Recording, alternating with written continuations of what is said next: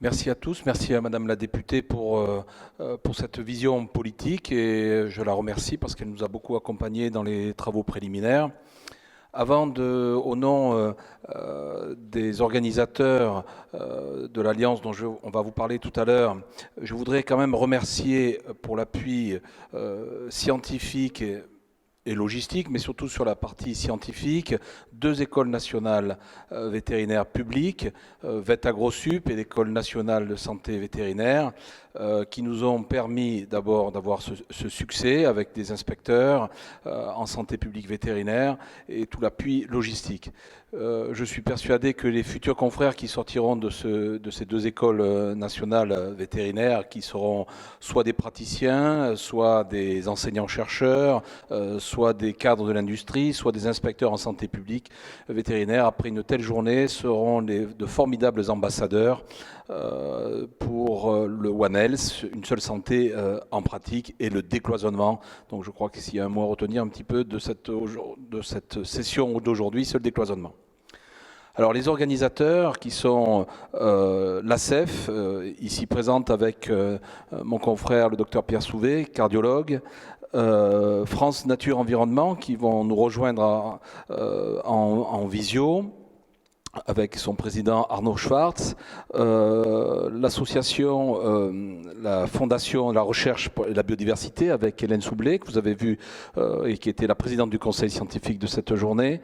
l'association Humanité et Biodiversité, présidée par Bernard Chevassus-Saulouis, qui va nous rejoindre, et puis moi-même en tant que président de la Fédération des syndicats vétérinaires.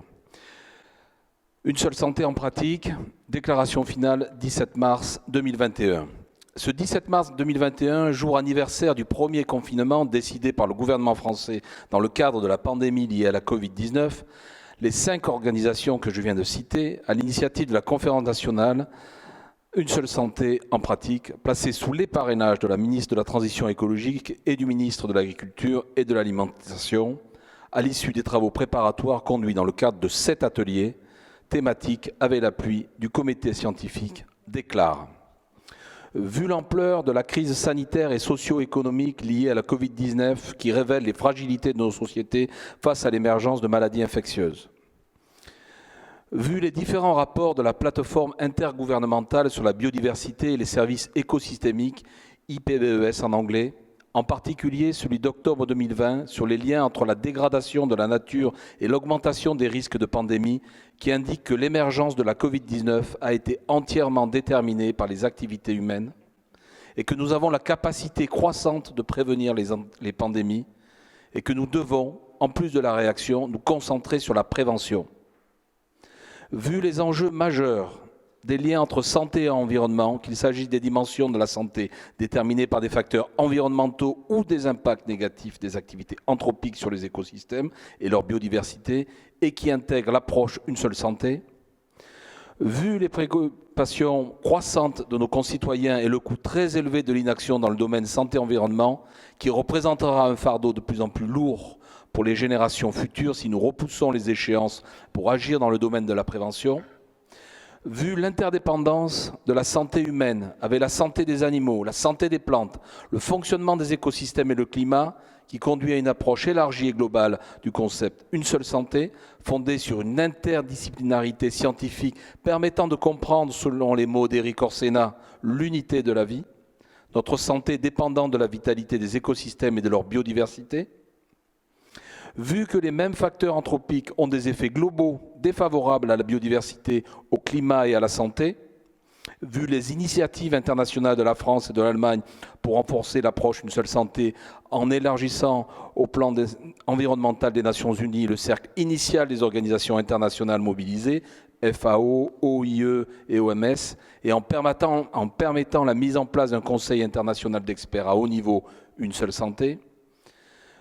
vu les travaux du groupe santé environnementale GSE, préparatoire au projet du 4e plan national santé-environnement 4, PNSE 4, et le récent rapport de la commission d'enquête parlementaire sur l'évaluation des politiques publiques de santé environnementale, reconnaissant que la santé-environnement doit devenir une priorité pour le XXIe siècle,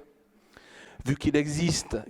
Vu qu'il n'existe pas de transposition législative pour que le droit constitutionnel de vivre dans un environnement équilibré et respectueux de la santé puisse bénéficier effectivement aux populations, les seules mentions légales relevant encore de l'hygiène et de la salubrité publique, notion remontant au XIXe siècle,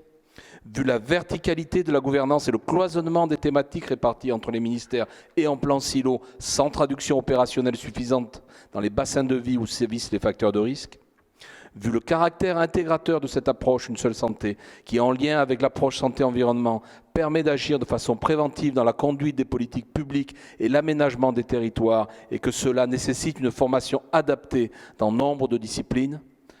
prenant en compte les résultats des débats de cette conférence et des ateliers thématiques préparatoires, microbiote, biocides, faune sauvage, agriculture et alimentation, territoire, formation internationale, et leurs recommandations en matière de recherche, de connaissance, de prévention, d'éducation et de formation,